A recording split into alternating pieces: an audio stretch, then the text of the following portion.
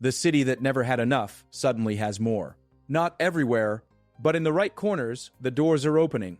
Across New York City, the number of homes for sale is up by more than 9% year over year. That single digit changes the atmosphere. It softens the panic at open houses. It slows the sprint and lets buyers breathe. And in a handful of neighborhoods, the shift isn't subtle, it's explosive. Brighton Beach leads the surge, with inventory up nearly 49% in a single year. In Queens, Flushing is right there, with a 48% jump in listings. The story doesn't end there. Rego Park is adding choices. Long Island City is adding choices. In Brooklyn, the wave stretches from Bushwick and Crown Heights to Midwood, East Flatbush, and Sheepshead Bay. Even in Manhattan, the financial district is posting one of the strongest gains anywhere in the city. Here's what that means. New York almost always runs short on supply. Not today. Not in these pockets. Inventory is rising even as sales pick up, an unusual combination in a city where supply usually trails demand. In practical terms, more homes on the market means fewer bidding wars, more room to negotiate, and enough selection that buyers don't have to decide in a single afternoon. It also means sellers face a new reality: price realistically and move quickly, or watch attention shift down the block. This is not a permanent cure for a long-term shortage. Manhattan's new construction has lagged population growth for more than a decade. One spring, one summer, even 1 year won't erase that. But the short-term tone has changed. The message is felt first at the neighborhood level, where a nearly 49% inventory jump in Brighton Beach turns scarcity into choice, and where a 48% jump in Flushing shifts leverage from the seller's hand to a more balanced handshake at the closing table. Why is this happening? One simple trigger: mortgage rates stabilized. When payments stopped lurching higher week by week, buyers re-entered. December saw more homes enter contract than is typical for the season, and sellers noticed. Listings followed and supply kept building while demand stayed active. The result is what you're seeing now. More than a 9% rise in citywide inventory, punctuated by double-digit surges in very specific places. There's another force moving the high end, and it's not subtle either: wealth. In 2005, roughly $6 trillion changed hands through inheritance globally. That kind of transfer reshapes who can buy, what they buy, and how fast they move. At the top of the market, many aren't buying their first home. They're adding a second, third, or even fourth property. Nationally, the entry point for luxury now starts around $1.3 million, and it climbs far higher in global hubs like Los Angeles and New York. Supply at the upper end of the U.S. market has begun to loosen slightly, with the number of $1 million plus homes at its highest level since 2020. That doesn't equal weakness in the most supply-constrained neighborhoods, but it does mean more choice at price points that were barren just a few years ago. International buyers are back. Their activity in the U.S. jumped 44% year over year, with Florida, California, Texas, and New York drawing a growing share of global capital. These aren't just casual shoppers. Many are paying cash. Many are moving quickly. Privacy and security now rank as top concerns, shaping the kind of homes that sell. And there's a human shift inside the numbers. Nearly 1 in 5 luxury purchases in the U.S. now involves multi-generational living, homes with guest houses, self-contained apartments, or multiple primary suites, designed to work for aging parents and young children under one roof. All of this intersects with New York. When foreign buyer activity rises 40% in the U.S., New York is on the short list, along with Florida, California, and Texas. When more $1 million plus listings are available nationally than at any time since 2020, a city with a high share of those properties feels the effect. And when the definition of luxury starts around $1,300,000 nationally and runs much higher in Manhattan and Brooklyn's most desirable blocks, the pool of qualified buyers narrows to those least rattled by mortgage rates and most likely to move decisively. But the gravitational center of luxury today is tugging from the south. In December, a waterfront compound in Coconut Grove on Biscayne Bay sold for $105,500,000. The estate spans 4.5 acres and recalibrated its enclave at $7,000 per square foot. That wasn't an isolated moment.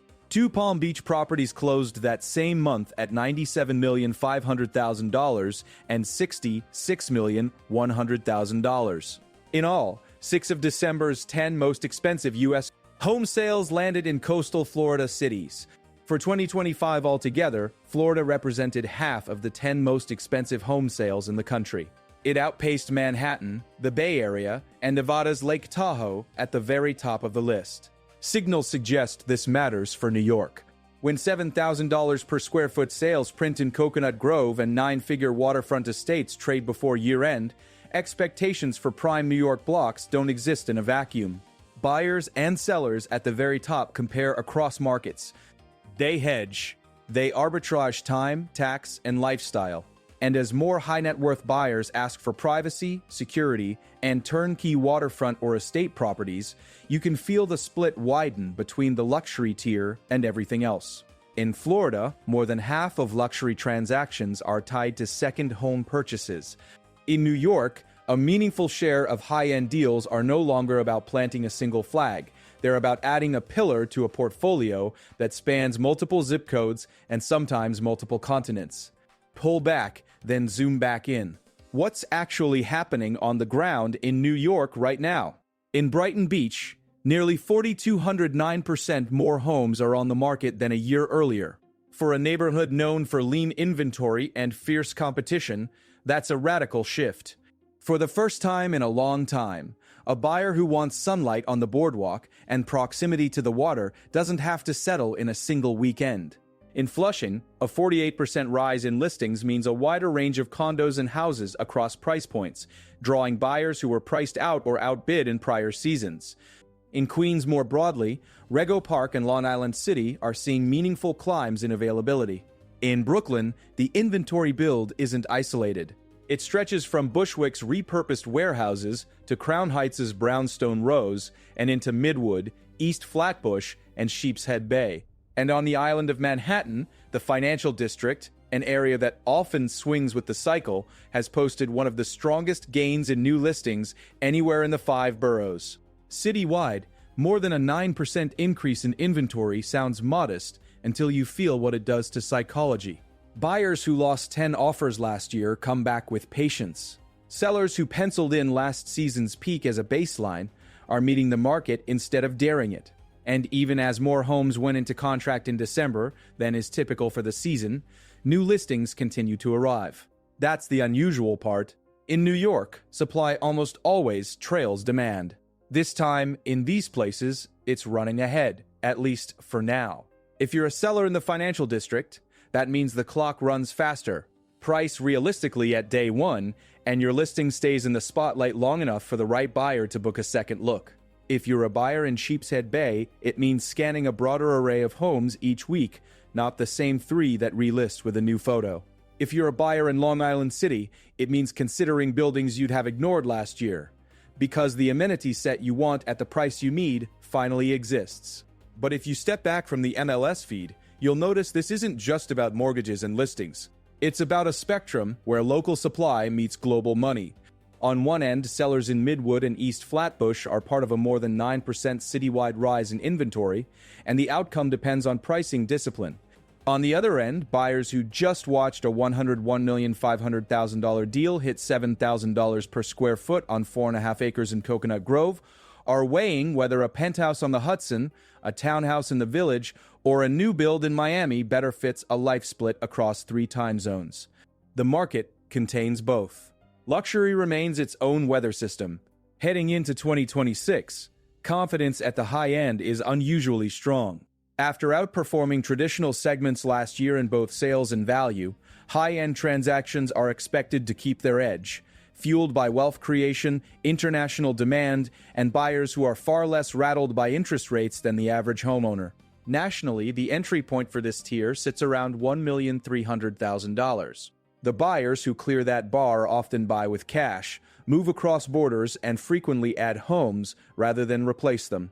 Globally, just over half of 2025's luxury purchases were primary residences, leaving a large remainder as second homes. In Florida, second homes made up more than half of luxury transactions, a statistic that underscores how lifestyle now carries as much weight as location. There's a human detail inside that headline. Nearly 1 in 5 luxury purchases in the U.S. now involves buyers planning to live with relatives beyond their immediate family. That preference is reshaping the homes themselves. Guest houses, self-contained apartments, and multiple primary suites get top billing. Privacy and security, already baseline for this crowd, are ranking higher still. And when international buyer activity in the U.S. jumps 40% year over year, places like New York, along with Florida, California, and Texas, become staging grounds where these preferences play out in real time on real blocks. The competition for those buyers doesn't stop at the U.S. border. Nearly an hour north of Riyadh, sand gives way to streets and thousands of newly built single-family homes in an emerging metropolis called Quzam. It's a more than 100 billion real project, about $27 billion, offering a vision of scale that aims to attract overseas investors and buyers. The pitch is affordability at volume, lifestyle by design. That scale is hard to replicate in New York, where the street grid and skyline are already drawn. But it matters because it signals a world where capital isn't just comparing Miami to Manhattan. It's comparing New York to any place with a runway, a hospital, a security gate, and a promise. So, who is affected most by New York's inventory reset right now? First, the patient buyer. If you've been priced out or worn down by bidding wars, a more than 9% citywide rise in listings, with nearly 49% more choices in Brighton Beach and 48% more in Flushing, means you can negotiate without blinking first. It means you can insist on an inspection contingency, or at least ask for one. It means you can walk away if the numbers don't work, knowing there will be another option next week. Second, the realistic seller. In a market where inventory is rising even as sales are brisk, overpricing is a silent poison. The neighborhoods adding the most listings, Rego Park, Long Island City, Bushwick, Crown Heights, Midwood, East Flatbush, Sheepshead Bay, and the Financial District, are precisely where buyers have alternatives. The difference between a 30-day sale and a 90-day wait can be a single price cut at week 2. In a city with a long-term shortage, that wasn't true last cycle. Now it is. Third, the luxury buyer and seller. The top tier is insulated by cash and asset portfolios, but it's also connected to a larger chessboard. December's most expensive U.S. sale was a $101,500,000 purchase on 4.5 acres in Coconut Grove at $7,000 per square foot. 2 deals in Palm Beach at $97,500,000, $66 million followed close behind. 6 of the 10 priciest sales in December landed in coastal Florida. For all of 2025, Florida represented half of the 10 most expensive home sales in the country. If you're trading a penthouse in Tribeca or a townhouse off Fifth Avenue, you don't ignore that. You calibrate against it. You consider how international buyers, whose U.S. activity jumped 40% year over year, split time between New York and Miami or Palm Beach. You ask whether New York's strengths, culture, finance, universities, offset the pull of tax, climate, and waterfront estates that float on 4.5 acres. Fourth, the builder and the planner. Manhattan's new construction has lagged population growth for more than a decade, and a few months of inventory relief in specific neighborhoods won't change the structural math. The upper end of the market has the most new supply nationally since 2020 for $1 million plus properties, but the most desirable, supply-constrained neighborhoods in New York remain that way. A 9% citywide inventory rise is real. It is not a surplus. Walk the city with that context. In Bushwick, new listings refresh on Monday mornings and attract a steady stream through Sunday afternoon, not a line around the block by noon. In Crown Heights, renovated townhouses draw multiple offers, but the spread between list and sold is narrowing as buyers test leverage. In Midwood and East Flatbush, longtime owners are coming to market, widening the choices for families that need space. In Sheepshead Bay, waterfront adjacency that once required a waitlist now requires a decision but not a race. In Rego Park and Long Island City, the vertical skyline delivers what it was designed to deliver, individual across styles and budgets. And in the financial district, fresh listings compete not just on price per square foot, but on fees, light, and flexibility to convert a den into a bedroom for a multi-generational home. Layer the high end back onto this map. The buyer who spent $101,500,000 on 4.5 acres of Biscayne Bay at $7,000 per square foot in December is not shopping the same spreadsheet as the family comparing 2 bedrooms in Queens. But both see the same world. They see inherited wealth, $6 trillion passed down in 2025 alone, reinforcing real estate's role as a long-term store of value. They see international neighbors on the elevator whose buyer cohort grew by 44% year over year. They see Florida taking 6 of the 10 top slots in December's most expensive sales and half of the top 10 across 22-5, reshaping expectations for what a trophy property looks like and where it lives. They also see a national luxury threshold around $1,300,000 and understand that in New York, starting at that line is common. They see more 1 million plus listings than at any time since 2020, but they also see that in supply-constrained corners, prices don't soften because supply inches up. They see that privacy and security are now top priorities, and that multi-generational living, nearly 1 in 5 luxury purchases, demands designs that New York's older buildings don't always offer without imagination or renovation. This is the causal chain as it stands. Mortgage rates stabilized, which steadied monthly payments. Buyers re-entered. In December, more homes entered contract than is typical for the season. Sellers saw the heat and listed lifting citywide inventory by more than 9%, with localized spikes of nearly 49% in Brighton Beach and 48% in Flushing. That shift lowered the temperature on bidding wars and forced sellers to price to the market. At the same time, inherited wealth, $6 trillion in 2025, fueled luxury demand across borders. International buyer activity in the U.S. jumped 44% year over year, directing capital into Florida, California, Texas, and New York. In December's top tier, Florida dominated, with 6 of the 10 most expensive U.S. states, sales and a singular $101.50 million trade on 4.5 acres, hitting $7,000 per square foot. For all of 2025, Florida represented half of the 10 priciest sales. Signals suggest those benchmarks influence expectations in New York's upper echelon, even as the city's mid-market adjusts to a new balance between buyers and sellers. Where does this go next? The base case is simple and disciplined.